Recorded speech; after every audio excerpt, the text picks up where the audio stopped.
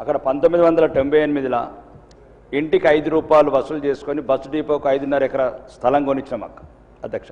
ఇంటికి 5 రూపాయలు వేసుకొని 1998 ఆ రోజు గౌరవనీయ మాజీ ముఖ్యమంత్రి అప్పటి రవాణా శాఖ మంత్రి శిలపలకం అక్కడనే ఉన్నది అధ్యక్ష, నందిపేటలో ఉన్నది. కల్వకుంట్ల చంద్రశేఖరరావు రవాణా శాఖ మంత్రులని అప్పుడు వేసిన, అంటే ప్రత్యేకంగా ఎందుకు ఇవ్వాల్సి వస్తుంది అధ్యక్ష, ఉత్తర తెలంగాణ ఎప్పుడు ఈ రకంగానే వెనుకబాటుతనం గురవుతుంది అధ్యక్ష. ఇంటికి 5 రూపాయలు వేసుకున్నాం అధ్యక్ష, బస్సులు వస్తాయి, బస్సు డిపో వస్తుందని. అది ఈరోజు చివరికి మా పరిస్థితి ఎంత అంటే 2 సంవత్సరాల నుంచి రవాణా శాఖ మంత్రికి ఎన్ని లెటర్లు ఇచ్చామో తెలియదు. ఒక్క నిమిషం అధ్యక్ష. చివరికి ప్రజలు రస్తారోకలు చేసి హైకోర్టుకి వెళ్ళారు అధ్యక్ష. మా పైసలు మాకు ఇప్పియండి, మా భూమి మాకు ఇప్పియండి, మళ్ళీ మీరు ఆర్టీసీ తాకట్టులు పెట్టుకొని డబ్బులు తెచ్చుకొని ఉస్నాబాదు మంతెన ములుగు మీరెందుకు కట్టుకుంటారు అధ్యక్ష మా పైసలతో?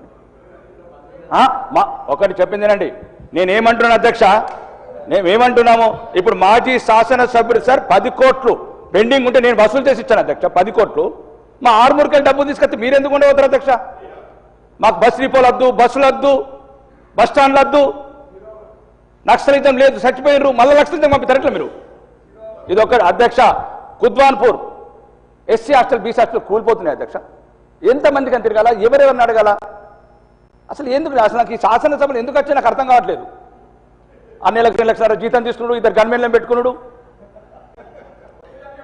ఈసారి సెక్రటరియట్ అధ్యక్ష మీరు దయచేసి మీరు అధ్యక్ష కొత్త ఏదైతే సెక్రటరీ ఉందో అధ్యక్ష మీరు వీడియో విజువల్ 200 సార్లు వెళ్ళాను అధ్యక్ష, ఒక్క మంత్రి ఉన్నాడు.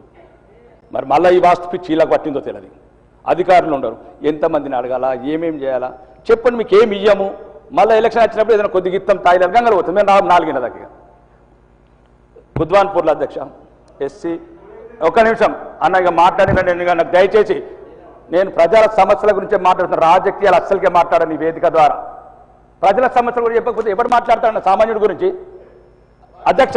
ఆర్మూర్లో జిరాయిద్ నగర్ ముస్లిం పిల్లలు ఉంటారు అధ్యక్ష, మొత్తం కూలిపోయింది, గోడలు కూలిపోయినాయి జిరాయిద్ నగర్లో. ఎంత రిక్వెస్ట్ 2,30,00,000 రిక్వెస్ట్. మరి ముస్లింలని జనజీవన దూరం రాదామా? అట్లాంటి పరిస్థితులను నెట్టి వాళ్ళని ఏ వాదనకు తీసుకువెళ్దాం? మళ్ళీ తీవ్రవాదులు అంటారు, ఉగ్రవాదులు అంటారు, మళ్ళీ ఇట్లా చేస్తారు, రెచ్చగొడతారు, వాళ్ళతో కలిసి ఉంటారు, మళ్ళీ మా మీద విషయం చెబుతారు. నేనేమంటా అధ్యక్ష, చిన్న చిన్న సమస్యలు అధ్యక్ష, మేము ఏం అడుగుతలేము. ఆ హాస్టళ్ళు పిల్లలకు స్కూళ్ళు 2 కుద్వాన్పూర్లో ఆల్రెడీ ఎస్టిమేషన్స్ వచ్చినాయి అధ్యక్ష. BC hostel, SC hostel. నేను ఓసీ హాస్టల్ అడగట్లేదు అధ్యక్ష, నేను రావులు రెడ్డిల హాస్టల్ అడగట్లేదు. అది అడిగేటోళ్ళు చాలామంది ఉన్నారు. BC SC Kudwanpur land ready ఉంది 5 ఎకరాలు. రెండోది జిరాయిత్ నగర్లో ఒక ముస్లిం స్కూల్ ఉంది అధ్యక్ష, చాలా వెనుకబడ్డది, అంత కూలిపోయింది సగం. ఎవరు చెప్పుకోలేకపోతుంది అధ్యక్ష, నేను చెప్తున్నాను సామాన్యుల విషయం. ఇంకా రెండోది అధ్యక్ష, ఈ స్కూల్స్లో శ్రీధర్ బాబు గారు నోటు చేసుకున్నారు అధ్యక్ష. ఎన్నిసార్లు నోటు చేసుకున్నారు అర్థమవుతుంది. ప్రతి ఒక్కరు నోటు చేసుకున్నారు. 2 సంవత్సరాల నుంచి నోట్ అయింది. ఆ నోట్ ఎక్కడ ఉందో తెలియదు, మాకేం అర్థం. మేమేమన్నాం అధ్యక్ష, ఆ రోజు మొత్తం స్కూళ్ళతో సహా చెప్పాను అధ్యక్ష. నేను విద్య గురించి మాట్లాడుతున్నాను అధ్యక్ష. 125 స్కూళ్ళలో ఎటువంటి మౌలిక వసతులు అధ్యక్ష. మళ్ళా మన కమటం అనే ఊరిపోతే 10th క్లాస్ చదివే అమ్మాయిలు అధ్యక్ష. ప్రిన్సిపల్ అది చెప్తున్నది, ఆ టీచర్ హెడ్ మాస్టరు, బాత్రూమ్ లేదు సార్ ఏదైనా చేయండి. ఎక్కడికి వెళ్ళి చేస్తాం సార్? ఎవరికి చెప్పాలా, ఏమని చెప్పాలా చెప్పండి? ఇదే అయిపోయాయి. మాకున్నదే 4-5 రోజులు పెట్టినరు, ఇక 2 సార్లు మాట్లాడాలి, మళ్ళీ మీరు దొరకరు లేనారు. అప్పుడేమో నోటు చేసుకున్నాడు, నోటెడ్ అన్నాడు, 20 కోట్లు. మీరు ప్రత్యేక కమిటీని పంపించారు అధ్యక్ష. రాగండి, ఇంటిగ్రేటెడ్ సంగతి తర్వాత చెప్తుండే, రాగండి అధ్యక్ష.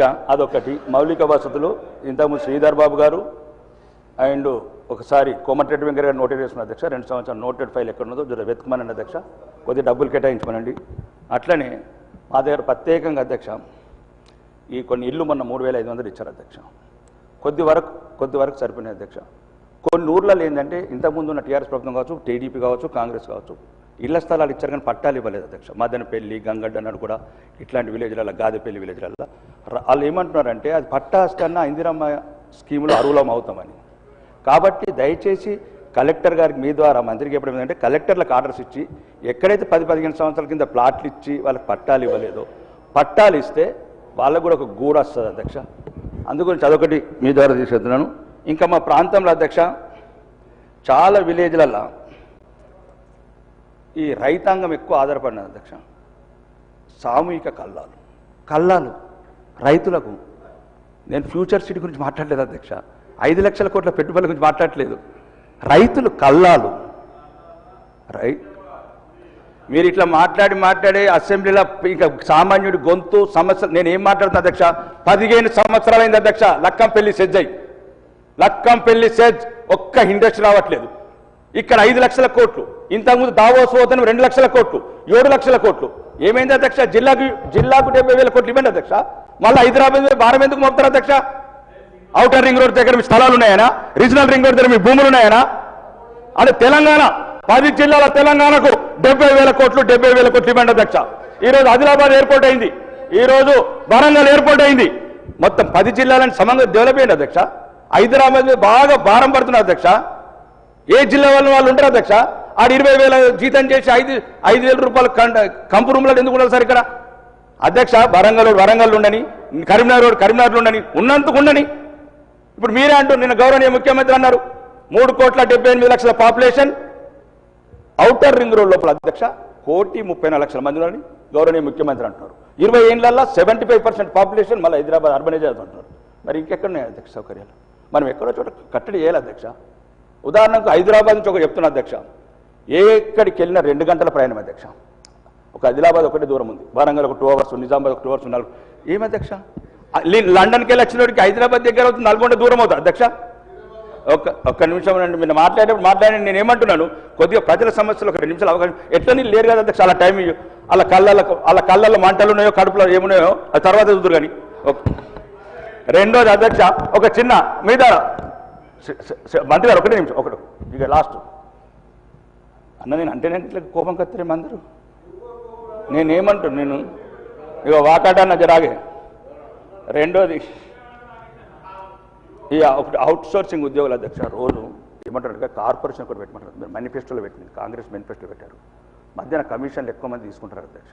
వచ్చే 10,000 జీతము 15,000 జీతం డైరెక్టర్లు అకౌంట్ వేసేటట్టు. దీంట్లో ఏం లేదు సార్, ప్రభుత్వం అనుకుంటే 1 గంట పని. అవుట్ సోర్సింగ్లో కూడా అధ్యక్ష ఉన్నత వర్గాలు, అగ్న వర్గాలు, డబ్బున్న వర్గాలు లేవు అధ్యక్ష. అటు 18,000 జీతంలో మళ్ళీ 18,000 కొట్టేసి ఎందుకు? ఆ 18,000 పాలన కొనుక్కుంటాడు, ఇంత పేపర్ అని నేర్పించుకుంటాడు, పిల్లలకి ఇంత స్వీట్ అన్న కొంటాడు. ఇదొకటి ఆలోచించండి అధ్యక్ష, మీరు గౌరవనీయ మంత్రివర్యులు. రెండోది ఈ మధ్యాహ్నం ఇక లాస్ట్ సార్ ఒకటే అన్న అధ్యక్ష, ఒకటే ఈ నిరుద్యోగులు ఈ ఉద్యోగులంతా ఫోన్ చేస్తున్నారు అధ్యక్ష. ఏమనంటే 61 నుంచి మళ్ళీ 64 చేస్తున్నారట అధ్యక్ష అని వాళ్ళు నన్ను అడుగుతున్నారు. అన్న ఇప్పటికే ఉద్యోగాలు లేవు, ముసలైపోతున్నాం, ప్రమోషన్లు లేవు, 61 నడరానోడికి మళ్ళీ 64 చేస్తే మా బతుకులు ఏం కావాలంటారు అధ్యక్ష. మీ వేదిక ద్వారా మీ ద్వారా ఈ ఎక్స్టెన్షన్ చేయొద్దు అని నా విజ్ఞప్తి అధ్యక్ష. ప్రభుత్వం కూడా దయచేసి యువతను నిర్వీర్యం చేయకండి.